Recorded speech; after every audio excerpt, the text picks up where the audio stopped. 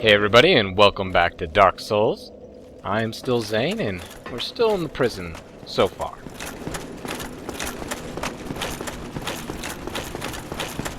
I always feel like I always check my back there, because sometimes that lizard man will go and get aggressive to you. Sometimes.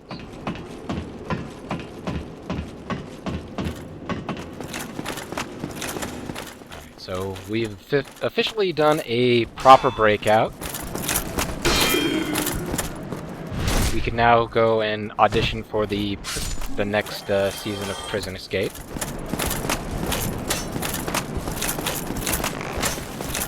And here's a little dick move. Oh hey, look, there's another crystalline dredgeling.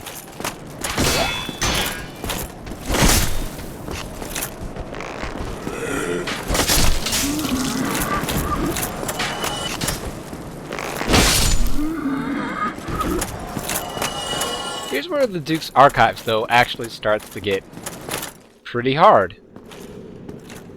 For one, probably the best idea to just kind of slowly come out and then get shot in the face by the sorcerer. Because there's a secondary sorcerer right over there.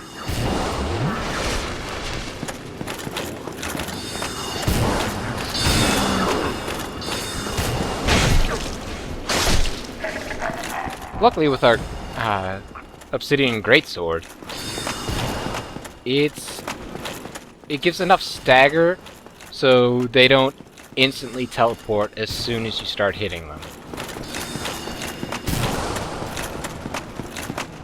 Most of the time, though, you'll probably be hit by, having to do the, oh, let's keep going back and forth, trying to hit the stupid jackass.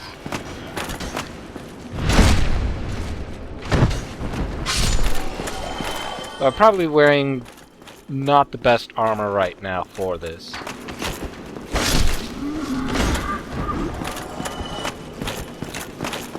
Well, that's okay. I never said that, we'd be always wearing the best armor we ever could. But to be fair, Altorius' armor is the best armor.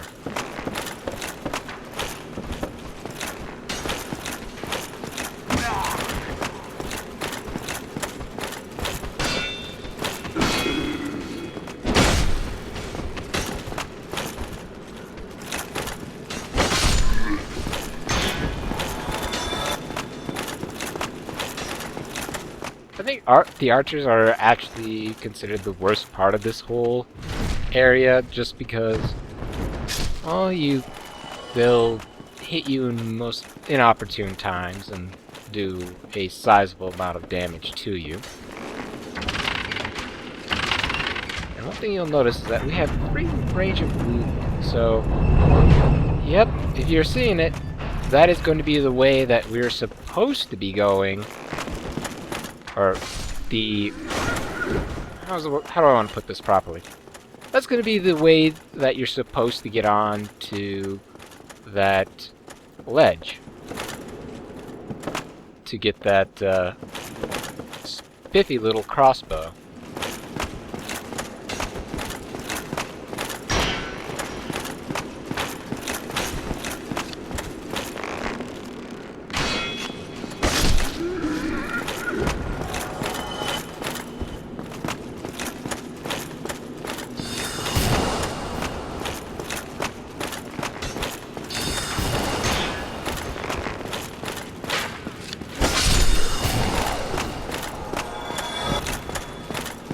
The problem here is, of course, constantly being sniped by ranged enemies.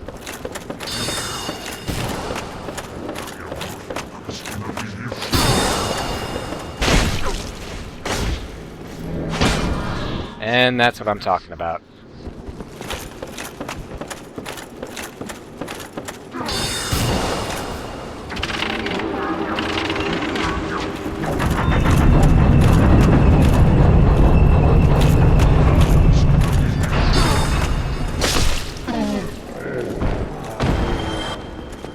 Now imagine having to do that about, I don't know, 5 or 6 times?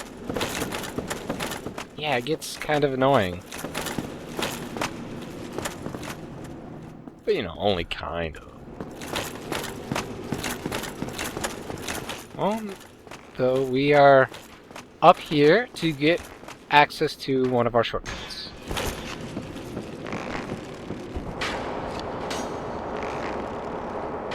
Luckily for us, we can ignore half these guys.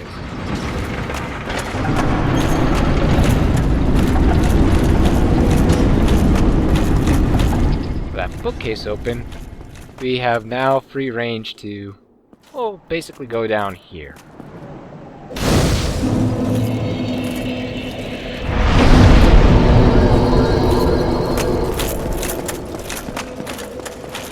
We don't have to deal with the sorcerers anymore. But there are a couple things that we're still going to have to deal with.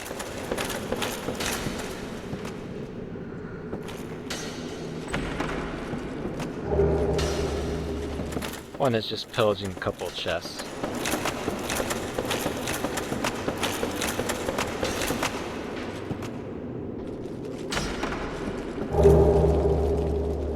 And we get the Chandler set. Oh.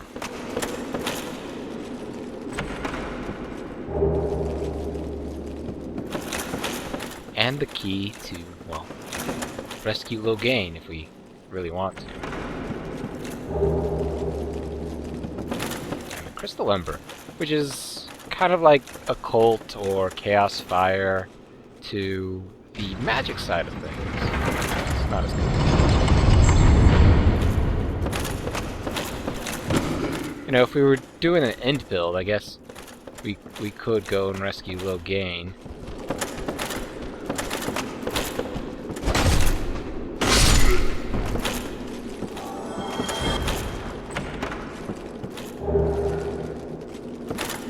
Alright, Prism Stones.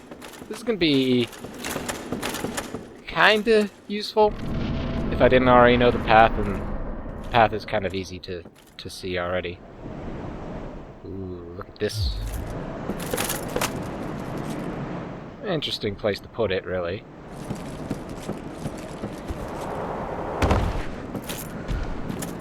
Oh, but what's that over there? Oh. Let's see if we can aggro it. We've seen something like this before.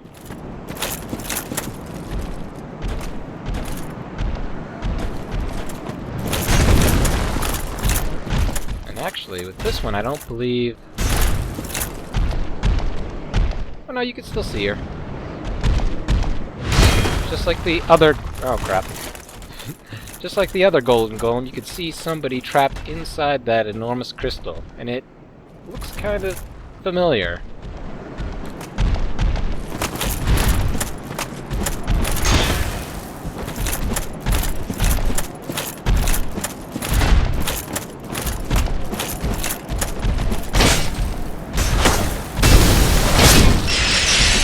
Take care of that one, just so we have free roam to defeat the golden one.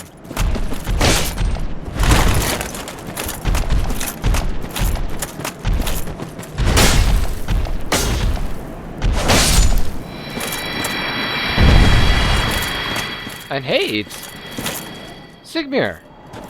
It was you who rescued me. Why, thank you. I am Ziegland of Katarina. I don't know how I ended up in that crystal. It wasn't terrible in there, but I could hardly move. I must think of some way to repay you. Yeah, actually, it's not Sigmir at all. Oh, have you seen my father? You wouldn't miss him. A suit of armor just like mine. Thank goodness. I knew he was here somewhere. Well then, now I must find him. Thanks again, truly. Now if I just stay put and keep out of trouble. Thank goodness. Well... So we get to meet his daughter. And no surprise, he makes her worried. Because he's just kind of that old cootie kind of way.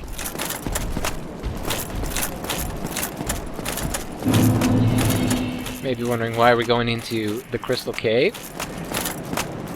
Well, that's because that's where we're going to have to fight Seath. We can't fight him back into the library part of everything now.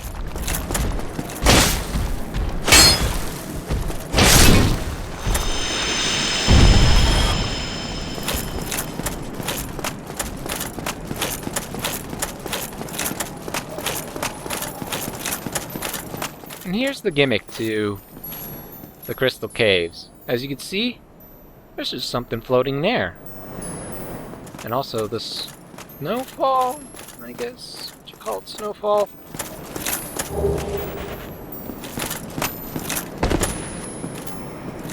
Of the crystals, they hit some of the hidden platforms. That's where the prism crystals come in, but you don't need to. I mean, outside of the fact that there are people that are nice enough to leave a trail, most of these are going to be just straight shots. You don't have to worry about any intricacies on the paths here. You may notice a couple of things too. We've seen a couple more moonlight moths.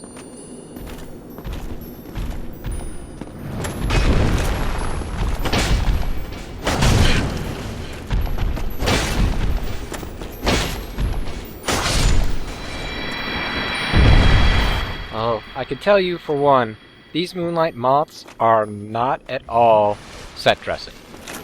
In fact, they're exactly like other moonlight moths, or the other moonlight moth that we fought, and they are actually a lot stronger too. Okay, there we go. It's like, I remember there's an easier way to get behind all of this.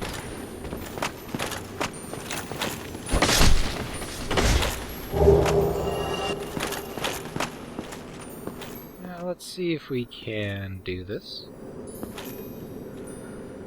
This one is a bit trickier than most.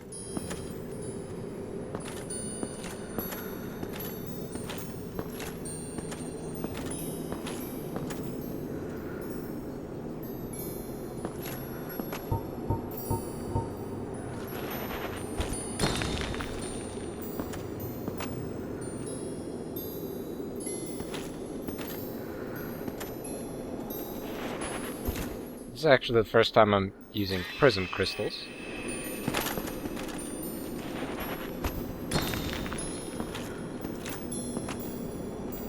Because honestly, completely forgot the path.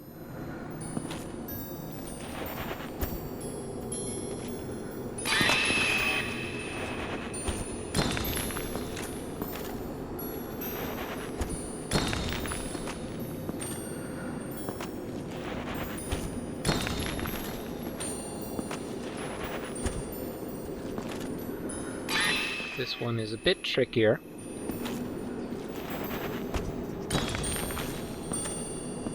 Than most other paths.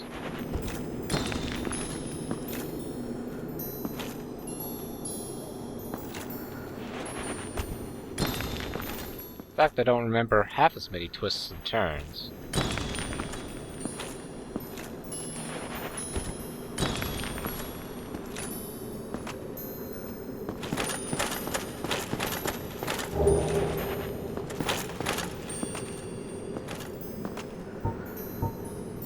And let's homeward bone, just because it's not really worth going back all that way. I'll cut you back in. But yeah, like I said, remembering the path is a bit tricky for me right now.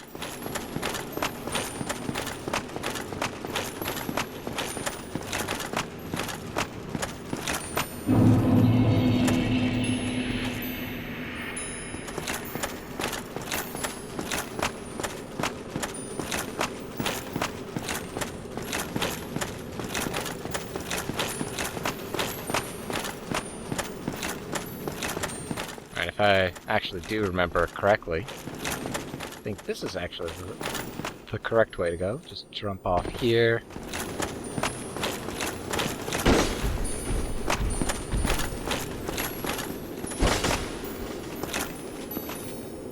And yep, should have gone this way.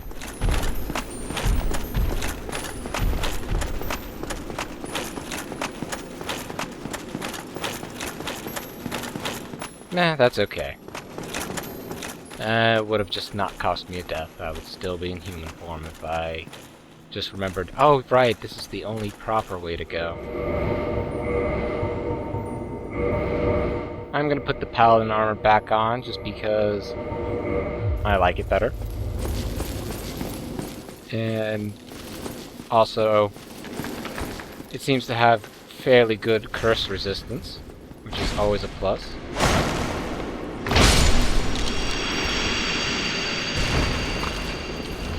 And here's an area to farm Twinkling Titanites if you don't have enough money to do it normally.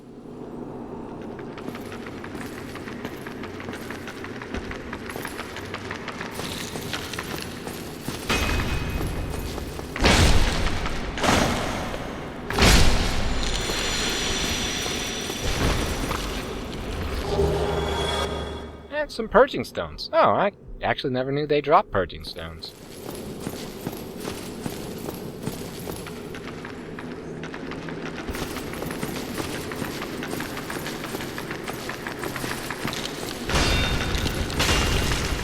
You might be inquiring as to why I'm bothering to even kill these guys. Well, that's because if I'm unlucky enough, which I tend to be,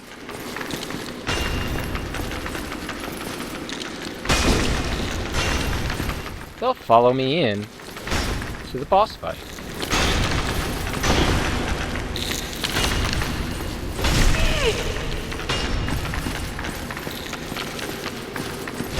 This is the part that actually does get a bit obnoxious. Ah, screw it.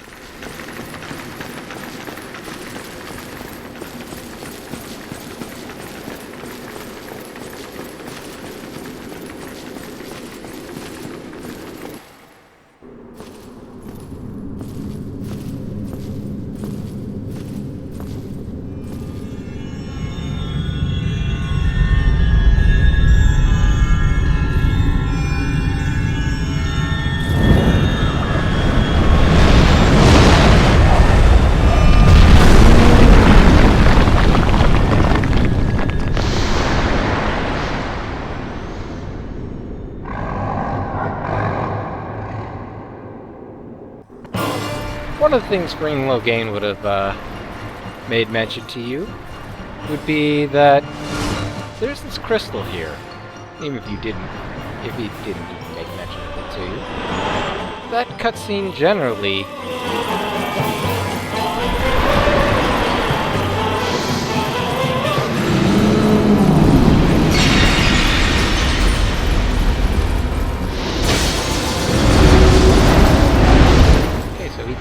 decided to not destroy his own crystal. That's a shame. Yep. There it still is. Alive and kicking. Oh well. We still didn't destroy it. Not sure how.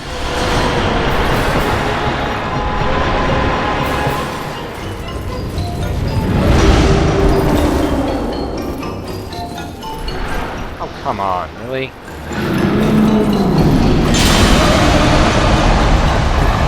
There we go. Now he destroyed it. It can stun him just enough for you to get a couple hits on him. But otherwise, if you fail to react in time, well, you could be in for a rude awakening. You might be wondering why I'm not attacking him right now. It's because we have to actually cut off his tail, which is a pain in the ass. Remember how a lot of other dragons were extremely protective of their tails? Seath makes them look like they were just completely neglected.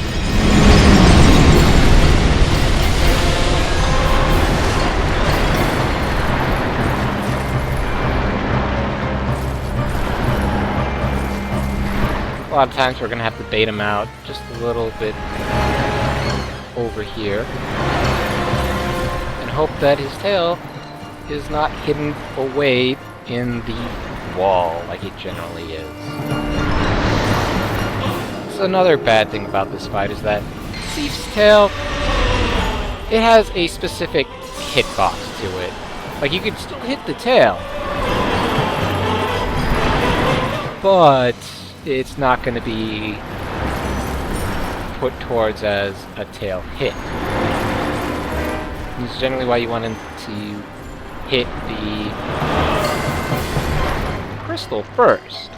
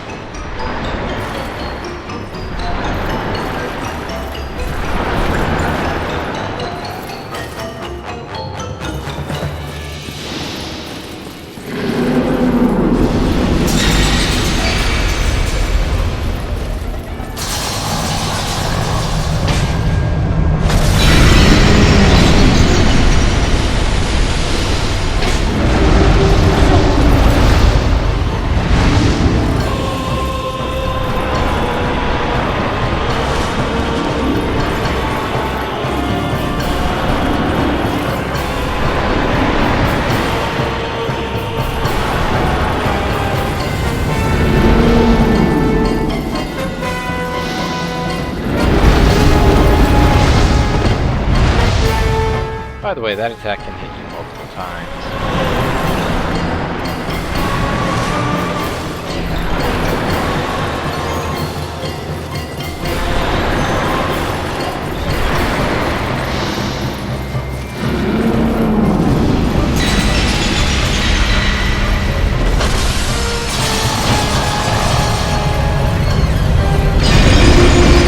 You may be wondering, oh, am I hitting the tail? No, it would have come off by now if I was properly hitting the tail. Again, super small hitbox comparatively to how huge the tail actually is.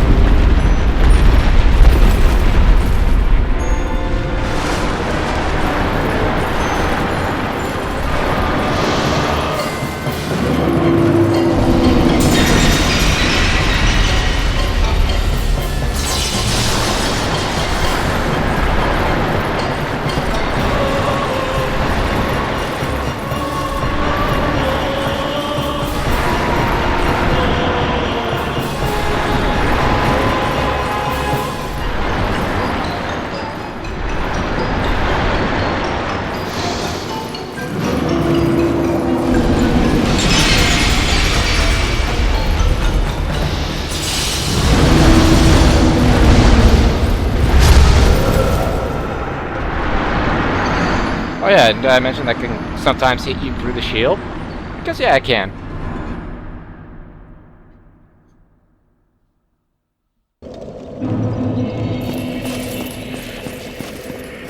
Seath is never not a pain in the ass when you want to hit his tail. Well, now the thing that's changed is that the boss door is now up. So we don't have to worry about killing off these little bastards.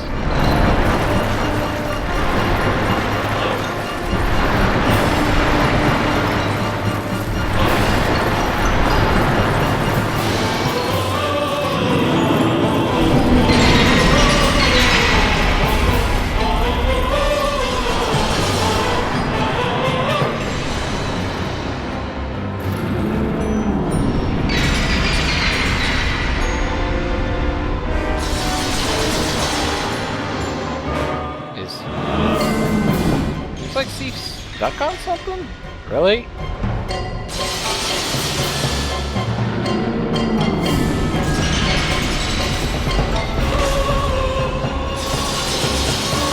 Yeah, but this crystal right here is important because Give Seath immortality.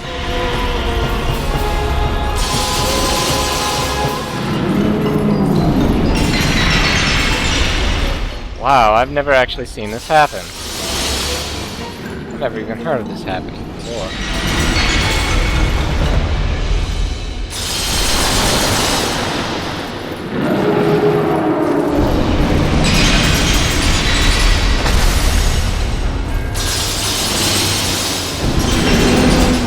See, I've hit him, and nothing has happened. Right. So yeah, I guess he was stuck on that one body. Crazy.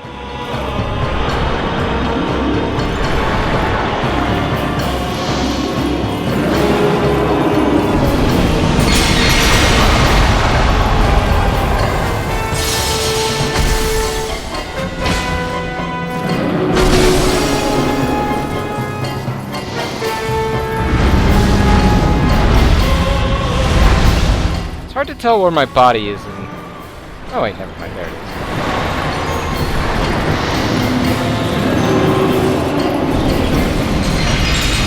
Well, considering all the bloom and everything, it's generally harder to tell where your body might be in all this mess. Generally, the best idea to do is kind of stand still, see if Seath wants to cast one of his spells on you.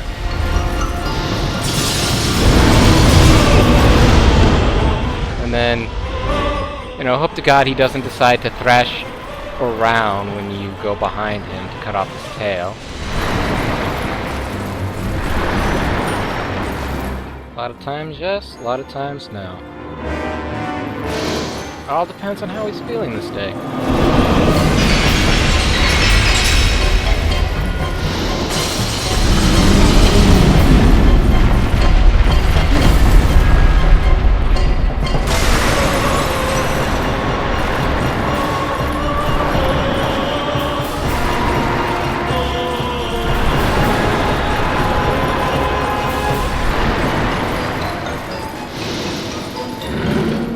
Even use the sword, but it's still nice to get it.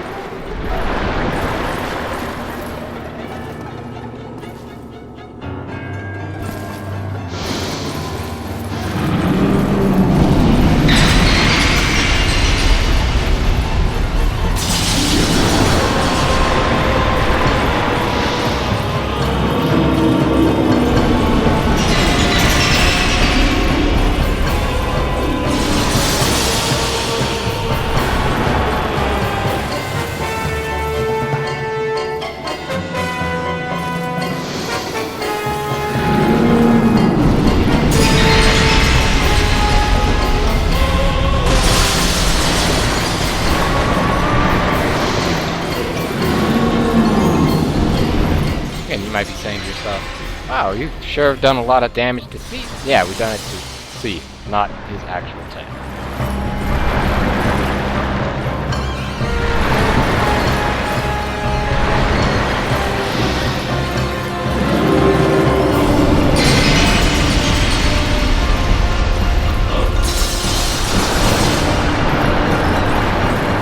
Swing and a miss. So that's just how he rolls. Jerk.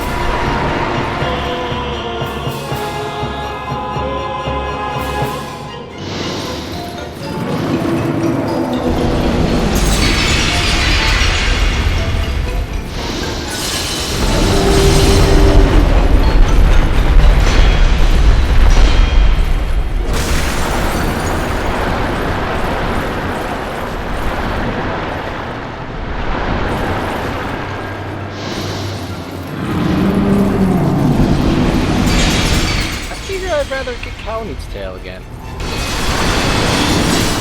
It was fairly easy.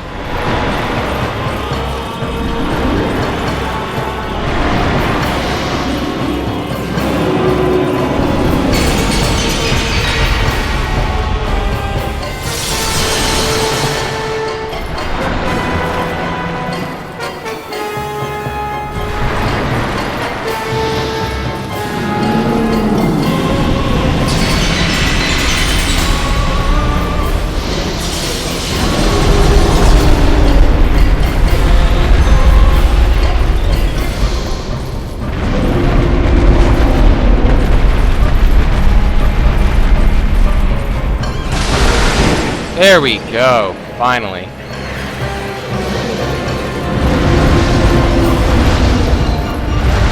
He gets kind of upset at that.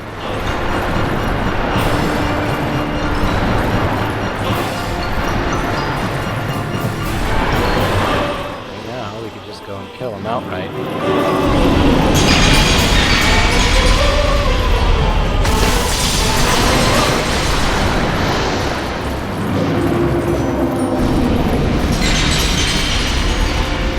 Perfect time to enchant our blade with some lightning.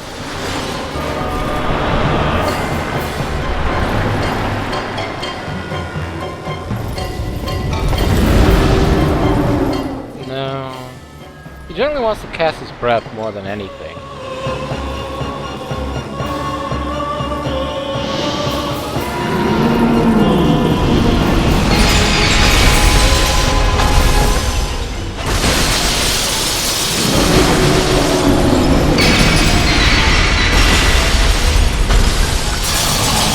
It's not too difficult once you realize he has a blind spot that's pretty much right at his stomach, and if you don't go for the tail.